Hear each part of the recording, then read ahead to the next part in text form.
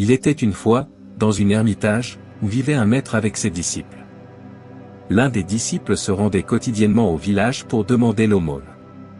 Chaque jour, il traversait une rivière. Un jour, alors que le disciple se rendait au village pour demander l'aumône, il vit un garçon du village se cacher derrière un arbre et observer quelque chose. Curieux, le disciple s'approcha de lui. Le garçon le regarda et le disciple demanda, « Ami, que vois-tu » Le garçon regarda derrière lui et chuchota, « Reste silencieux. Ne vois-tu pas ? J'observe ces belles filles. » Le disciple regarda également dans la même direction et vit quelques filles se baignant dans la rivière. Il dit, « Oh, ce n'est pas correct. Tu ne devrais pas les observer ainsi. » Le garçon du village répondit, « Ne vois-tu pas à quel point ces filles sont belles ? Je suis un admirateur de la beauté. Regarde leur beauté. Elles sont captivantes. Vois avec mes yeux. » En entendant cela, le disciple recommença à observer les filles. Dès que des pensées de luxure surgirent dans son esprit, il se cacha derrière l'arbre tout en observant les filles.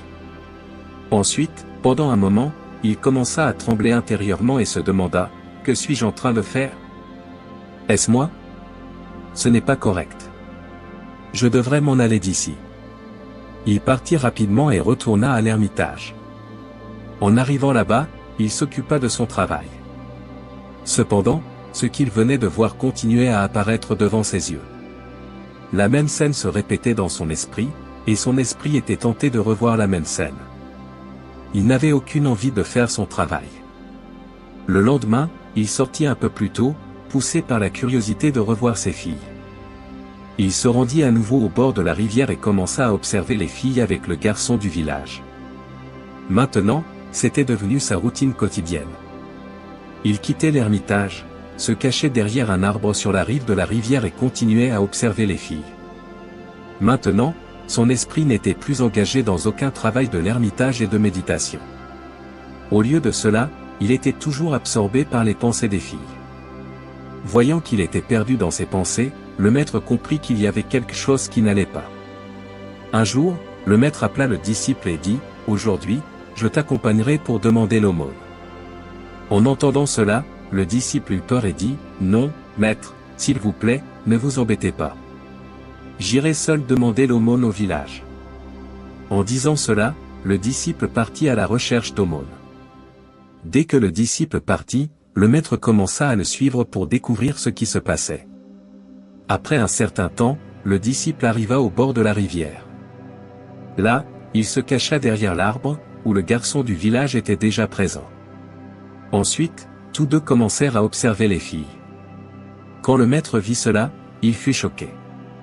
Le maître se tint derrière son disciple et demanda d'une voix forte, « Es-tu ici pour demander l'aumône à ces filles ?» Le disciple se retourna et fut choqué de voir son maître. Il commença à trembler de peur. Voyant cela, le garçon du village s'enfuit. Le disciple implora son maître, « S'il vous plaît, pardonnez-moi. Ce garçon m'a égaré et m'a entraîné dans cette confusion. Je vous assure que cela ne se reproduira pas. » Le maître répondit calmement, « Rappelle-toi, mon enfant, la compagnie que tu fréquentes t'influence. Entoure-toi de bonnes personnes et tu deviendras bon. Mais si tu t'entoures de mauvaises personnes, alors tu deviendras mauvais. Par conséquent, entoure-toi toujours de bonne compagnie. Maintenant, retournons à notre ermitage. » Tous deux retournèrent à l'ermitage. Le disciple s'est éloigné du garçon du village. Mais peu à peu, il est devenu irrité et frustré. Il a commencé à s'irriter contre ses collègues disciples et ne pouvait pas se concentrer dans sa méditation. Un après-midi, le maître a remarqué son agitation et lui a demandé ce qui se passait.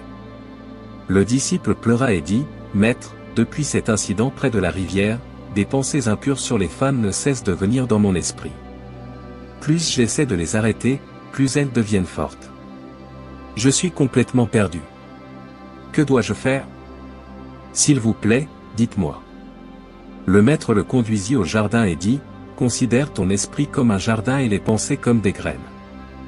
Si tu plantes des graines de plantes toxiques et que tu les nourris quotidiennement en les arrosant, bientôt ton jardin sera rempli de ces plantes toxiques.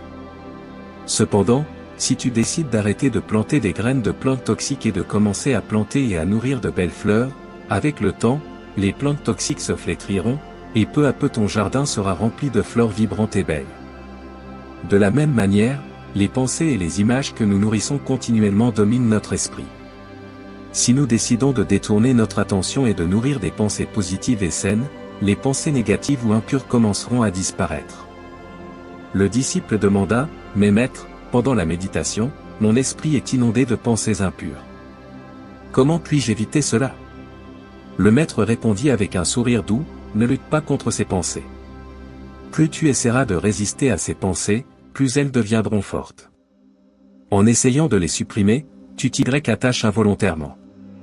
Être trop attaché à ces pensées rend leur impact sur toi encore plus fort. Laisse les pensées venir et partir. Observe-les sans jugement. Considère cela comme regarder un film. Si tu es émotionnellement attaché à l'histoire, tu réagis à chaque retournement. Mais si tu comprends que c'est juste de la fiction, tu restes impassible. De la même manière, pendant la méditation, observe tes pensées comme si elles étaient de simples projections sur l'écran. Reste conscient et présent et bientôt, tu trouveras la tranquillité. Le disciple prit les conseils de son maître à cœur et commença à les appliquer dans sa vie quotidienne. Il fit un effort conscient pour éviter le contenu explicite, et avec le temps, ses pensées sexuelles intrusives commencèrent à disparaître. Pendant la méditation, il cessa de résister à ses pensées internes et les laissa couler naturellement. En résultat, il trouva un espace mental et une vie remplie de bonheur et de sérénité. Si nous observons nos vies, nous verrons que de nombreuses personnes, surtout les jeunes, luttent parfois avec des pensées sexuelles non désirées. Ces pensées peuvent nous déranger même lorsque nous essayons de méditer. Il est important de comprendre que ces pensées ne sont pas aléatoires. Elles viennent souvent de choses que nous avons vues ou pensées auparavant.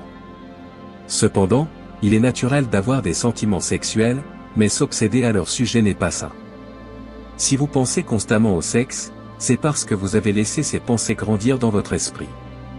Certaines personnes regardent du contenu explicite sur Internet et ensuite ont l'impression de ne pas pouvoir contrôler leurs pensées. La solution est d'arrêter d'exposer votre esprit à ce type de contenu et de ne pas paniquer si ces pensées surviennent pendant la méditation ou dans la vie quotidienne. Comme lorsque nous nettoyons notre maison, toute la saleté sort. De même, lorsque nous méditons, toute la saleté de l'esprit commence à émerger. La méditation peut vraiment aider à nettoyer notre esprit. La clé est d'observer ces pensées sans attachement, tout comme regarder un film sans émotion. Avec le temps, votre esprit deviendra plus paisible et vous trouverez la joie de la méditation. Alors, évitez de semer ces graines dans votre esprit et pratiquez la méditation pour purifier lentement vos pensées. Je vous remercie de suivre cette histoire.